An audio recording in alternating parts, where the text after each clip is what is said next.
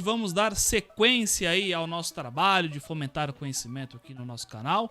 E para isso, tendo em vista que o aniversário da cidade de Tiradentes está chegando, vou pautar aí um assunto muito importante que vai, de fato, fazer diferença à vida dos moradores aqui, não só da periferia do extremo leste da cidade de São Paulo, do bairro da cidade de Tiradentes, mas também como as outras periferias, tanto da Zona Sul, Zona Norte, Zona Oeste, e esse assunto deveria estar sendo fomentado nesses núcleos, né, nos núcleos periféricos, mas, infelizmente, esse tipo de assunto não consegue aí adentrar, esse tipo de assunto não consegue ganhar aí espaço na nossa vida, na vida da periferia. E é exatamente na periferia aonde esse assunto faz muita diferença, e estou falando do plano diretor.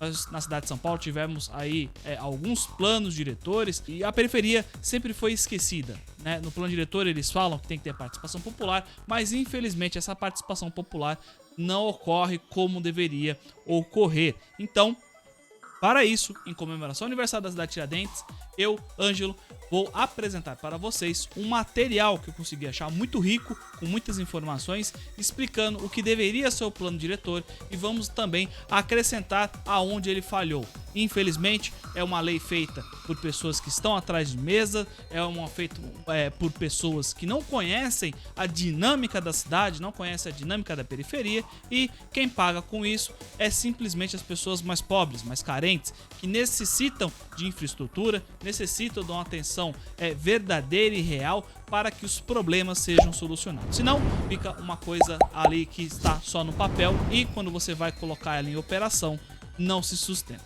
Bom, para isso, iniciamos agora o vídeo de apresentação sobre o plano diretor de São Paulo.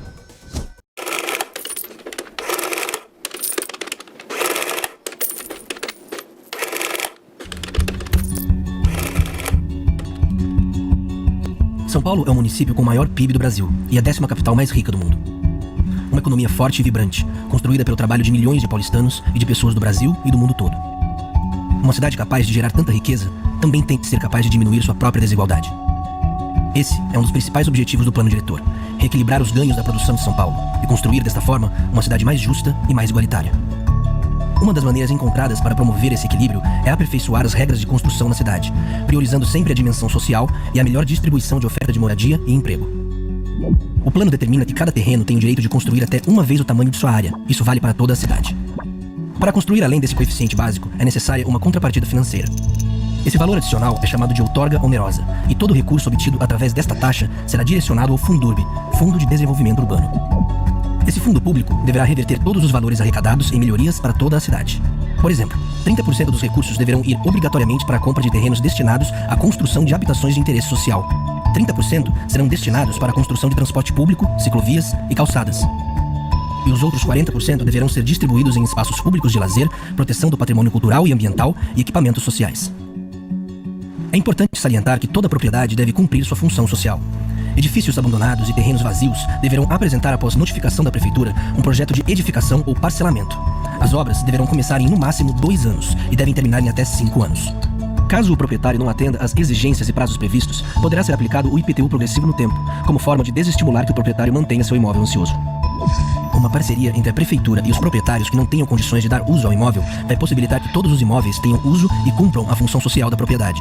Essas medidas vão equilibrar a dinâmica do uso da terra ociosa em São Paulo. A grandiosidade de São Paulo não pode ser medida apenas pelos seus índices econômicos. Sua riqueza é o fruto da vida e do trabalho de milhões de pessoas. O plano diretor irá distribuir os ganhos da produção da cidade de maneira mais justa e igualitária, e dessa forma construir uma cidade verdadeiramente rica e grandiosa para todos. Uma São Paulo mais humana, uma São Paulo mais moderna. Esse é o nosso plano. Aqui entra numa parte importante que ele fala do Fundurb.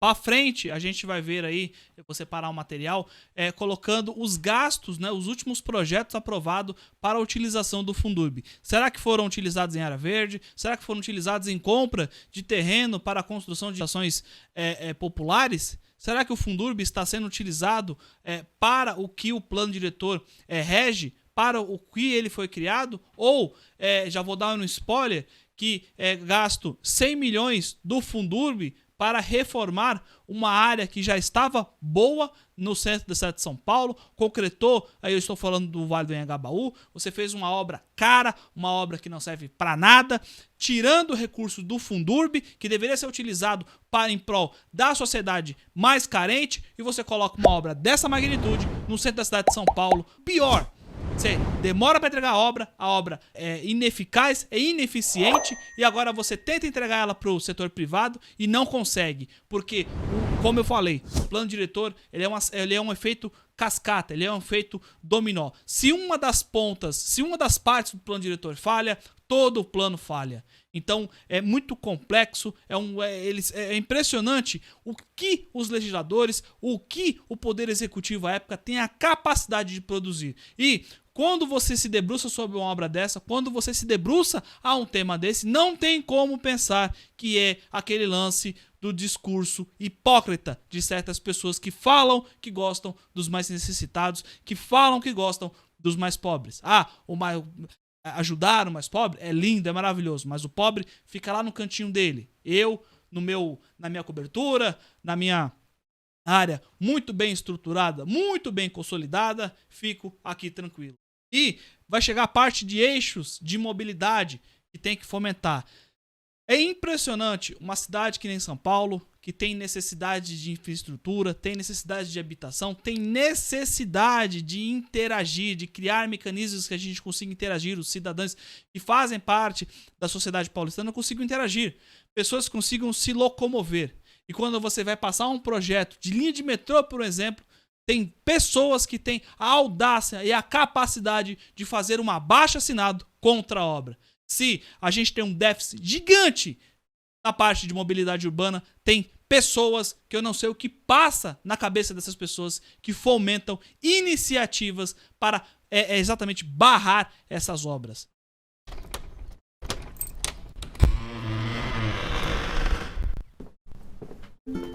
A falta de moradia adequada e bem localizada é um problema que atinge milhares de pessoas em São Paulo.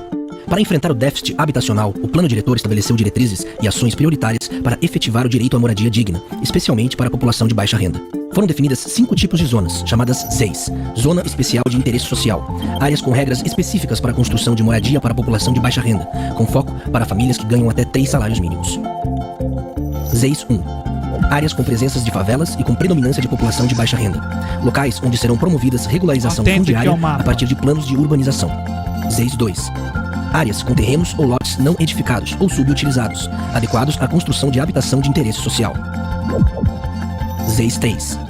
Regiões com imóveis ociosos, encurtiçados ou deteriorados, situados em locais que possuem boa estrutura de serviços e equipamentos urbanos. ZEIS 4.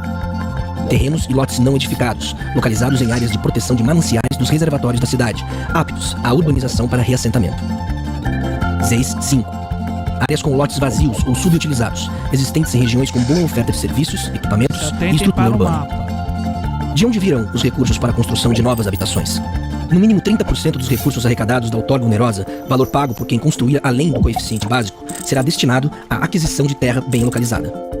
Além disso, no mínimo 25% dos recursos arrecadados em grandes projetos, como as operações urbanas, deverão ser revertidos em moradia popular. Outra forma de promover moradias populares será garantida pela cota de solidariedade. Novos empreendimentos que excederem a área computável de construção de 20 mil metros quadrados deverão doar 10% de sua própria área construída para a criação de habitação social. Outras 3 alternativas são doar o equivalente a 10% de sua área em outro local, efetuar a doação de um terreno ou ainda doar 10% do valor do terreno ao Fundurb, Fundo de Desenvolvimento Urbano. Dando um adendo aqui, você vê como é um plano, é um projeto feito por uma pessoa que não tem o menor senso do que é a sociedade, como é a fluidez das pessoas vivendo em sociedade. Ele não prega aonde tem que ser essa área, ele não prega aonde tem que ser feita a doação desse terreno, ele fala em qualquer outra área. Então, se uma incorporadora quer construir um mega edifício no centro, ela tem que doar 10% do terreno, porque é a parte mais sensata ou o recurso, ela vai doar, mas aonde prega? Aonde que é esse terreno? Qual é a reserva que você tem que fazer? Aonde você tem que colocar esse terreno?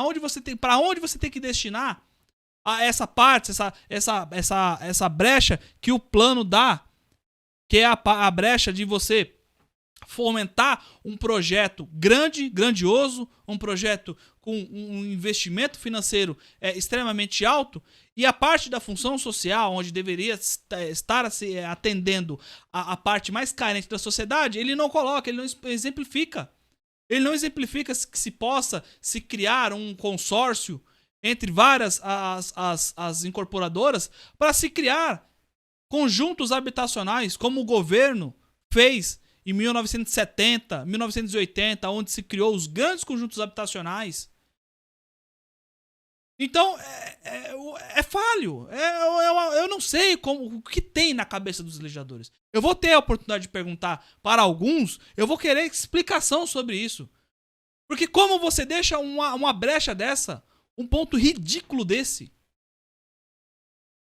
Para atingir os objetivos previstos no plano diretor, deverá ser elaborado de forma participativa o Plano Municipal de Habitação, que irá articular programas de atendimento habitacional, estratégias de financiamento, áreas prioritárias e mecanismos de gestão democrática, para reverter o déficit habitacional. O resultado dessa somatória de ações é uma São Paulo mais plural, equilibrada e mais justa, efetivando assim o direito à cidade e a moradia digna para todos. São Paulo mais humana, São Paulo mais moderna. Esse é o nosso plano. Vocês viram até agora que é engraçado, ele só dá nome. Ah, vamos criar o Conselho X, o Conselho A, o Conselho B, o Conselho C. Agora eu te pergunto, alguma vez da sua vida você soube que tal conselho existia?